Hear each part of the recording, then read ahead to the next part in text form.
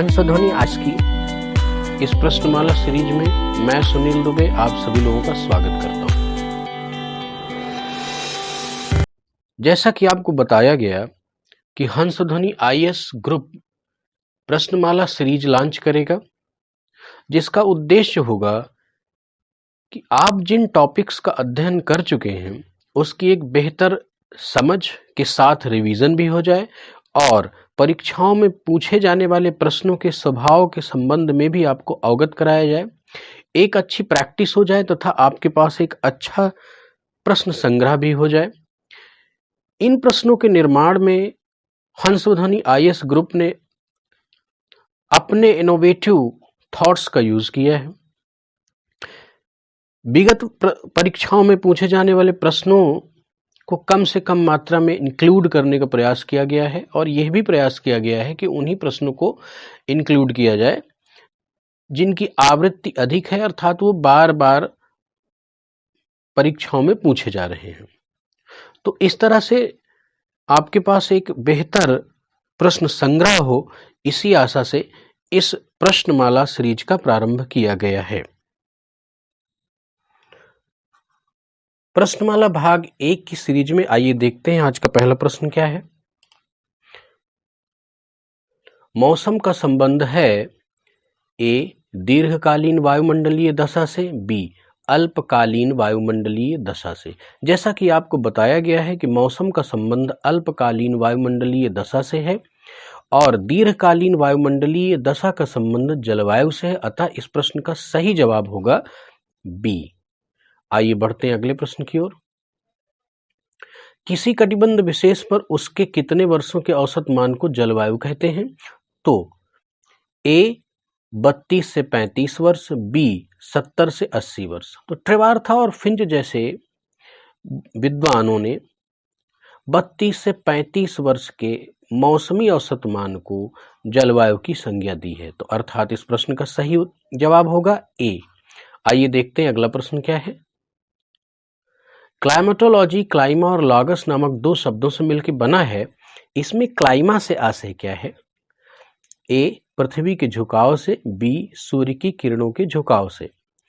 तो स्टूडेंट्स, इस क्लाइमेटोलॉजी में क्लाइमा और लॉगस नामक दो शब्दों की विवेचना ग्रीक विद्वानों ने की है और उन विद्वानों का ये मानना था कि सूर्य की किरणों के झुकाव से होने वाले वायुमंडलीय दशा के संपूर्ण अध्ययन को हम लोग जलवायु विज्ञान की संज्ञा देते हैं। इसलिए यहाँ पर क्लाइमा का आशय सूर्य की किरणों के झुकाव से है। तो आइए देखते हैं अगला प्रश्न क्या है। प्रादेशिक विभिन्नता और सांस्कृतिक विभिन्नता का सीधा संबंध है जलवायु से, बी आर्थिक विषमता से। तो इसका सही उत्तर होगा ए जलवायु से। आइए देखते हैं अगला प्रश्न क्या होगा। गुरुत्वाकर्षण बल जलवायु निर्धारण में महत्वपूर्ण कारक है। गुरुत्वाकर्षण बल का प्रभाव ए भूमध्य रेखा में अधिक व ध्रुवों पर कम है, बी भूमध्य रेखा में कम व ध्रुवों पर अधिक है। तो स्टूडेंट, जैसा कि आपने पिछले लेक्चर्स में ये बात देखा कि गुरुत्वाकर्षण का प्रभाव भूमध्य रेखा पर कम और ध्रुवों पर अधिक है, अर्थात इस प्रश्न का सही जवाब होगा बी। अगले प्रश्न की ओर आगे बढ़ते हैं। समुद्र तल से ऊंचाई पर जाने पर ए ताप बढ़ता है, दाब कम होता है, बी ताप व दाब दोनों में कमी आती है। तो इस प्रश्न का सही जवाब होगा ताप व दाब दोनों में कमी आती है। अगले प्रश्न की ओर आगे बढ़ते हैं। अगला प्रश्न है, तापमान समकारी प्रभाव समुद्री क्षेत्र की एक महत्वपूर्ण घटना है, यह प्रभाव परिणाम है। तो किसका परिणाम है? घाटी समीर व पर्वत समीर का? नहीं। सागर समीर व स्थल समीर का? हाँ। सागर समीर और स्थल समीर समुद्र तटवर्ती क्षेत्रों में तापमान समकारी प्रभाव छोड़ते हैं, जिसकी वजह से समुद्री तटवर्ती क्षेत्रों में एक टेम्परेट क्लाइमेट रहती है, टेम्परेट वेदर कंडीशनिंग रहती है। अतः इस प्रश्न का सही जवाब होगा बी। अगले प्रश्न की ओर आगे बढ़ते हैं। नीचे दिए गए कथनों के आधार पर सही कूट का चयन करें। तो पहला है, हमारा वायुमंडल सौरिक विकिरण के लिए पारगम्य तथा पार्थिव विकिरण के लिए अपारगम्य है। स्टूडेंट यहां पर स्पष्ट कर दूं कि पारगम्यता का अर्थ यह है, जैसा कि आपने पिछले लेक्चर में देखा, इन क्लासेस के ड्यूरिंग आपने देखा कि सौरिक विकिरण की पारगम्यता से आशय है कि हमारे वायुमंडल में जब इंसुलेशन आता है तो वायुमंडल बहुत कम मात्रा में उसका अवशोषण करके सीधे आने देता है, लेकिन जब धरातल गर्म होकर अपने टेरेस्ट्रियल रेडिएशन को उत्सर्जित करता है तो उसको हमारा वायुमंडल रोक देता है, या यूं कहें अवशोषण करता है, जिससे हमारी पृथ्वी गर्म रहती है। तो इसलिए पार्थिव विकिरण के लिए हमारा वायुमंडल अपारगम्य कहा जाता है। इस दृष्टिकोण से देखें तो ये कथन ठीक है। दूसरा है, वायुमंडल का सर्वाधिक भाग सौरिक विकिरण से ऊष्मित होता है किंतु पार्थिव विकिरण का आंशिक योगदान है। ये बात गलत है, क्योंकि पार्थिव विकिरण का सर्वाधिक योगदान है, सौरिक विकिरण का आंशिक योगदान है हमारे वायुमंडल के ऊष्मन में। अर्थात हम इसका निर्णय ले सकते हैं कि ए सही है और बी गलत है। इस आधार पर देखें तो इस प्रश्न का सही जवाब होगा सी, ए सही व एक सही और दूसरा गलत। अगले प्रश्न की ओर आगे बढ़ते हैं। अगला प्रश्न है, हमारा वायुमंडल डैश डैश डैश के कारण पृथ्वी के साथ बंधा हुआ है। अर्थात हमें पता लगाना है कि किसके कारण। तो ए है गुरुत्वाकर्षण बल के कारण, बी वायुमंडलीय दाब के कारण। तो स्टूडेंट, हमारा वायुमंडल गुरुत्वाकर्षण बल अर्थात पृथ्वी के गुरुत्वाकर्षण बल के कारण बंधा हुआ है। वायुमंडलीय दाब का अस्तित्व भी गुरुत्वाकर्षण बल के कारण है, अर्थात इस प्रश्न का सही जवाब होगा ए। आइए बढ़ते हैं अगले प्रश्न की ओर। अगला प्रश्न कहता है, प्रकाश संश्लेषण में जिस गैस का सर्वाधिक योगदान है वह है, तो आपको पता है कार्बन डाइऑक्साइड। सर्वाधिक योगदान कार्बन डाइऑक्साइड का है। नाइट्रोजन क्या करती है? नाइट्रोजन का सॉइल पर फिक्सेशन होता है, स्थिरीकरण होता है, जिससे पौधे उसको ग्रहण करके अपने प्रोटीन का निर्माण करते हैं। लेकिन प्रकाश संश्लेषण क्रिया में नाइट्रोजन का कोई योगदान नहीं है। सर्वाधिक योगदान कार्बन डाइऑक्साइड का है। कार्बन डाइऑक्साइड का अवशोषण करके ऑक्सीजन को मुक्त करते हैं, जिससे वायुमंडल में CO2 और O2 का एक सामंजस्य बना रहता है। तो इस तरह से इस प्रश्न का सही जवाब होगा बी। आगे देखते हैं प्रश्न क्या है। आरंभिक वायुमंडल के निर्माण के प्रथम चरण में पृथ्वी के चतुर्दिक जलवाष्प की उपस्थिति का सबसे बड़ा कारण था। प्रश्न कह रहा है कि जब हमारे वायुमंडल का निर्माण हुआ तो इसके प्रारंभिक चरण में पृथ्वी के चारों तरफ जलवाष्प की उपस्थिति रही। तो इस जलवाष्प की उपस्थिति के पीछे सबसे बड़ा कारण क्या था? ए ज्वालामुखी विस्फोट, बी आकाशीय पिंडों का धरातल से टकराना। तो इसका सर्वाधिक कारण था, सबसे उपयुक्त कारण था ए ज्वालामुखी विस्फोटों के कारण। इसकी डिटेल स्टडी के लिए आप मेरे पिछले लेक्चर्स को देखेंगे तो उसमें स्पष्ट हो जाएगा कि किस तरह से वायुमंडल की उत्पत्ति और विकास हुआ। अगले प्रश्न की ओर आगे बढ़ते हैं। प्रश्न संख्या 12 कहती है, उल्का पिंडों के विरुद्ध पृथ्वी की प्रतिरोधात्मक शक्ति का कारण है। देखिए, इस प्रश्न का अर्थ पहले आशय समझ लें। जो आकाश में बहुत सारे पिंड हैं वो घूमते रहते हैं और हमारे वायुमंडल में प्रवेश करते हैं। ऐसी स्थिति में पृथ्वी का वायुमंडल ही है जो उन पर प्रतिरोध देता है, और वायुमंडल के प्रतिरोध के कारण वो जल करके नष्ट हो जाते, हमारे धरातल से सीधे टकरा नहीं पाते। अर्थात इस प्रश्न का सही जवाब होगा ए वायुमंडल की उपस्थिति। अगले प्रश्न की ओर आगे बढ़ते हैं।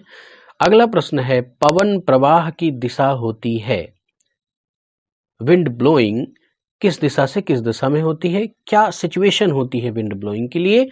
तो ए है उच्च वायुदाब से निम्न वायुदाब की ओर, बी निम्न वायुदाब से उच्च वायुदाब की ओर। तो हाई प्रेशर से लो प्रेशर की ओर हमारा पवन प्रवाह होता है, अर्थात इस प्रश्न का सही जवाब होगा ए। अगले प्रश्न की ओर आगे बढ़ते हैं। अगला प्रश्न कह रहा है कि सूर्योदय और सूर्यास्त के समय सूर्य का नयनाभिराम दृश्य प्रकीर्णन की प्रक्रिया का परिणाम है जो डैश डैश डैश की उपस्थिति के बिना संभव नहीं है। यहाँ जो का आशय है प्रकीर्णन, अर्थात वह प्रकीर्णन जिसकी उपस्थिति के बिना संभव नहीं है वह क्या हो सकता है, वह है वायुमंडल। वायुमंडल की अनुपस्थिति में प्रकीर्णन जैसी प्रक्रिया नहीं होगी और सूर्य का सूर्यास्त और सूर्योदय के समय सूर्य की जो लालिमा भरा दृश्य है, लुभावना मन भावन दृश्य है, वो हमारे सामने नहीं आ पाएगा। अर्थात हम अगले प्रश्न की ओर आगे बढ़ते हैं। हरित गृह प्रभाव के लिए जिम्मेदार गैसों का सांद्रण होता है। हरित गृह प्रभाव क्या होता है स्टूडेंट्स, इस बात को समझें। इसकी चर्चा हरित गृह प्रभाव के सेपरेट टॉपिक पर बहुत अच्छे से की जाएगी। यहाँ पर ये समझ लें कि हमारा वायुमंडल टेरेस्ट्रियल रेडिएशन को रोक देता है जिससे हमारा वायुमंडल गर्म रहता है, आवश्यक गर्मी हमें प्राप्त हो सकती है। यदि यह हरित गृह प्रभाव ना हो तो पृथ्वी से उत्सर्जित विकिरण, उत्सर्जित ऊष्मा सीधे अंतरिक्ष में चली जाएगी और यहाँ पर तापमान की स्थिर अवस्था बन नहीं पाएगी। तो इस हरित गृह प्रभाव के लिए कार्बन डाइऑक्साइड, मीथेन और जलवाष्प महत्वपूर्ण कारक हैं, जिम्मेदार हैं और इनकी उपस्थिति हमारे वायुमंडल के क्षोभ मंडल में पाई जाती है, ना कि समताप मंडल में, ना कि मध्य मंडल में। अर्थात इस प्रश्न का सही जवाब होगा ए, क्षोभ मंडल में इसकी सर्वाधिक सांद्रता होती है। अगले प्रश्न की ओर आगे बढ़ते हैं। अगला प्रश्न कहता है नीचे दिए गए कूटों के माध्यम से सही उत्तर का चुनाव करें। तो पहला है जल चक्र के नियमन के लिए वायुमंडल की उपस्थिति अनिवार्य है। बिल्कुल सही बात है। वाष्पीकरण, वर्षण, चक्रवात आदि प्रकार के विक्षोभ समताप मंडल में घटते हैं। बिल्कुल गलत बात है। तो इस प्रश्न के स्वभाव के अनुसार पहला गलत है, पहला सही है और दूसरा गलत है, क्योंकि वाष्पीकरण, वर्षण और चक्रवात जैसे विक्षोभ समताप मंडल में नहीं बल्कि क्षोभ मंडल में होते हैं, अर्थात ट्रोपोस्फेयर में होते हैं। इस तरह से दूसरा गलत हुआ और पहला सही हुआ। तो इसका सही जवाब होगा बी, एक सही दो गलत। अगले प्रश्न की ओर आगे बढ़े। प्रश्न संख्या 17 क्या कहता है, नीचे दिए गए कूटों के माध्यम से सही उत्तर का चुनाव करें।